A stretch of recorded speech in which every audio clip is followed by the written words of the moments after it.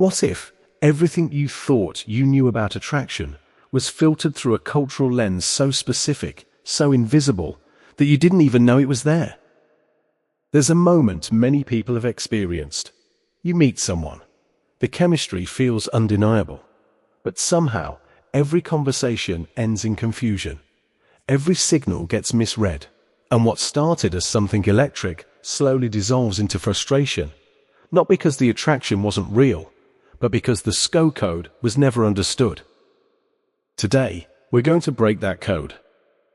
Cross-cultural communication isn't just a corporate buzzword or a topic for diplomats. It's at the heart of some of the most powerful and most misunderstood human connections in the world.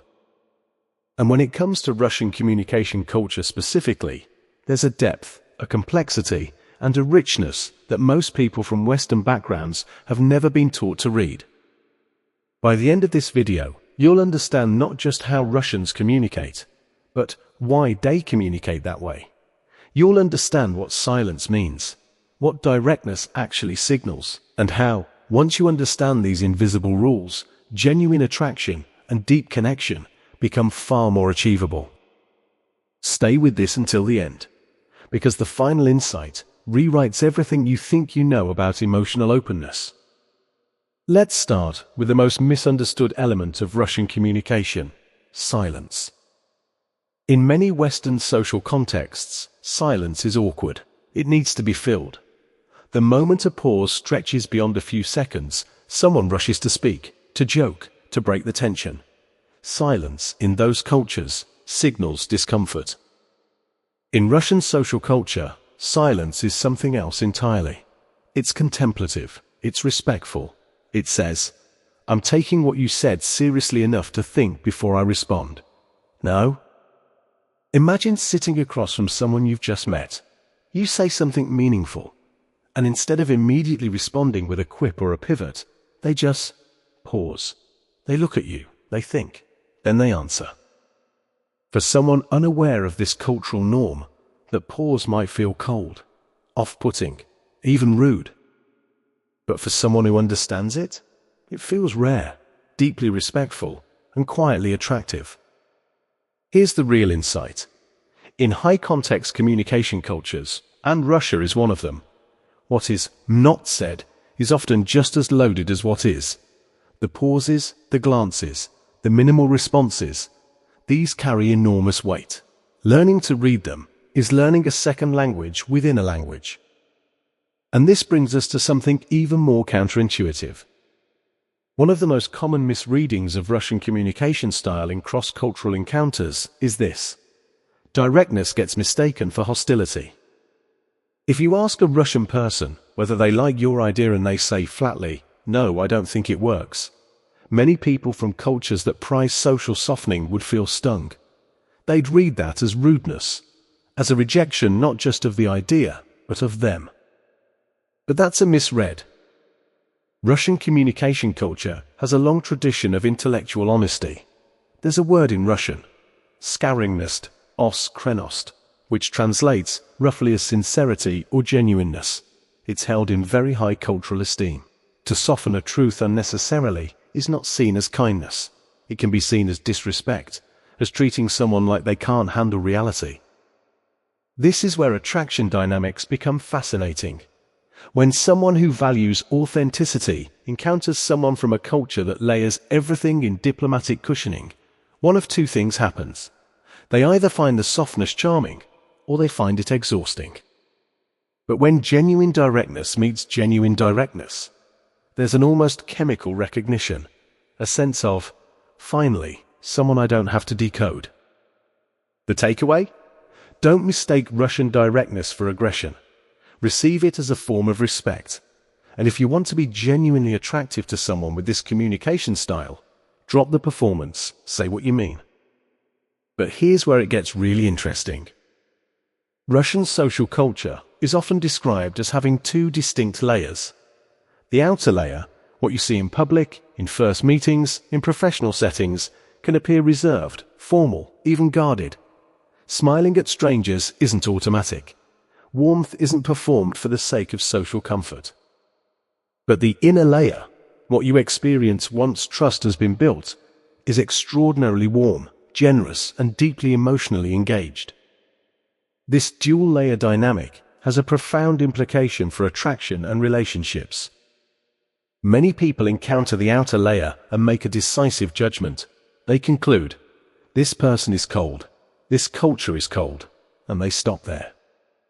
But the few who understand, who are patient enough, curious enough, secure enough to stay in the space of slow trust building, they discover something extraordinary. An intimacy that, once opened, is genuinely rare.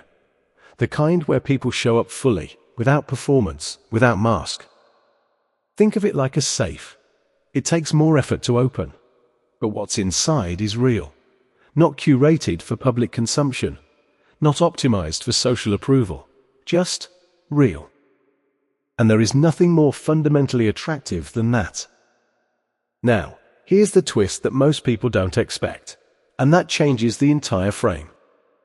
There's a persistent stereotype that Russian people, and particularly Russian women and men in romantic contexts, are emotionally unavailable, cold, withholding, difficult to connect with. This stereotype isn't just wrong, it's almost exactly backwards. What gets misread as emotional unavailability is, in fact, emotional selectivity. The distinction is enormous. Emotional unavailability says, I cannot connect deeply. Emotional selectivity says, I'll connect deeply, but not with everyone, not immediately, and not performatively. Research in cross-cultural psychology has repeatedly shown that cultures with more reserved public emotional expression often demonstrate higher levels of street relational depth in their close relationships. The investment is concentrated. The connection, when it exists, is intensely real. So if you've ever felt that someone with a Russian communication background was pulling away, it's worth asking, are they unavailable? Or are they simply waiting to see if you're worth opening for? That question reframes everything. So what does attraction actually look like when these two communication worlds meet? First, pay attention to effort, not volume. Someone from a high-context, reserved communication culture shows interest through consistency, not noise. They show up. They remember details. They initiate, quietly, without fanfare. These are not grand gestures. They're small, deliberate ones, and they matter enormously. Second, match the depth, not the style. You don't have to become someone you're not. But showing intellectual seriousness, engaging with ideas, not just with pleasantries, signals that you belong in their inner circle. Third, learn to be comfortable with directness.